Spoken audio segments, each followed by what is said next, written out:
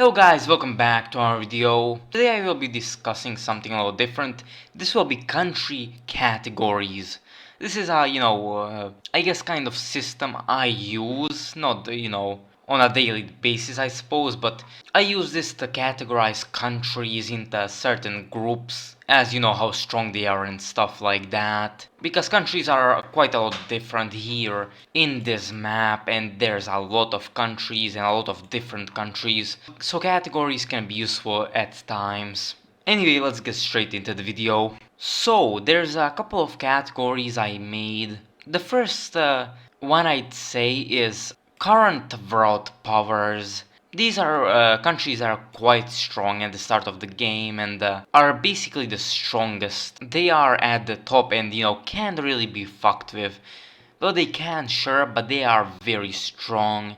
Not the strongest. Well, some of them could be, but they are the top countries basically. We are talking about France, UK, Germany, Italy, and countries like that, Japan, and so on. Stronger countries. This category, the world powers, goes into two different smaller categories. It's the colonial powers and the fascist powers. Now there's a difference. Colonial powers have a bit of a stronger late game. They are UK and France, for example. Italy could be counted into this one as well, but they are also a fascist power, so they can be a hybrid, I suppose. They have a bit of a stronger late game usually, because they make more resources with their colonies. Although early in the game, the fascist powers definitely win. These are countries such as Italy and Germany, same with Japan. They are militarized countries which have big armies, big navies, and big, a lot of units with pretty high levels as well. So we are talking about a strong military power at the start of the game. Germany has a lot of stuff built up. They have tank plants, medium tanks, special weapons, a decently sized navy, a giant air force for the start of the game, massive army, great levels. They are a fascist military power and they can take out basically any one of their neighbors without a problem. Although late game it takes them quite a while to do so, but late game they will fall off and be surpassed by other countries, which could possibly be even by the colonial powers if the fascist powers don't attack the colonial powers already. Also, the colonial powers, they're usually decently advanced on the research and stuff, but they are not very ready for a war at the start of the game and definitely need some help. And one important thing is that France or the UK, these colonial powers, or any colonial power for that matter, can lose their colonies easily and lose their advantage. Like France can very easily lose Indochina, or their African colonies, same with, UK losing Burma and Africa and so on.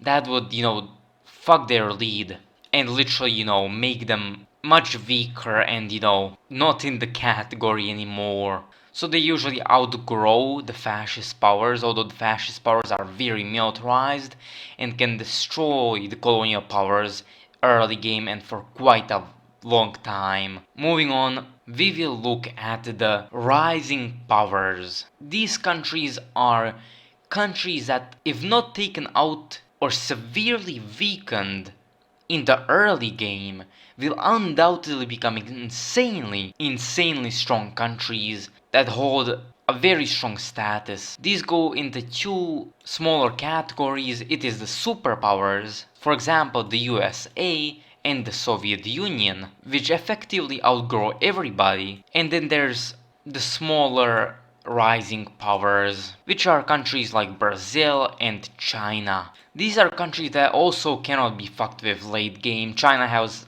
15 core cities at the start of the game. Brazil has 13, so these aren't small countries either. Brazil itself starts with a big economy and can build up a lot, become the dominant power in South America easily, and a very strong country with their economy.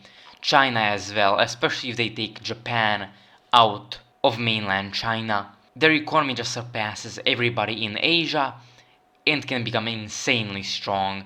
Like I'm talking, like China itself can come relatively close to the Soviets, although they are not on the same level as the Soviets, that's for sure. So the superpowers, the US and the USSR, will undoubtedly take over as the dominant countries and as the superpowers, as the world powers, pretty soon. They need to be severely weakened if they are to not become these giant and untakeable countries, basically. So that has the US holding 280 points. Of course, they have some non-cord, like 1, 2, 3, 4, 5, 6, yeah, 6 non-core cities. So you can count them more as 220. So 22 core cities, much more than any other country. Same with the Soviet Union, 24 cities, 2 more than the US. All the other ones here, the UK, most of their cities are non-cored, only 9 are cored. Same with France. Japan has a lot non-cored. Like you have 8 cored, right? 8 core cities, and everything else is non-cored, even Korea.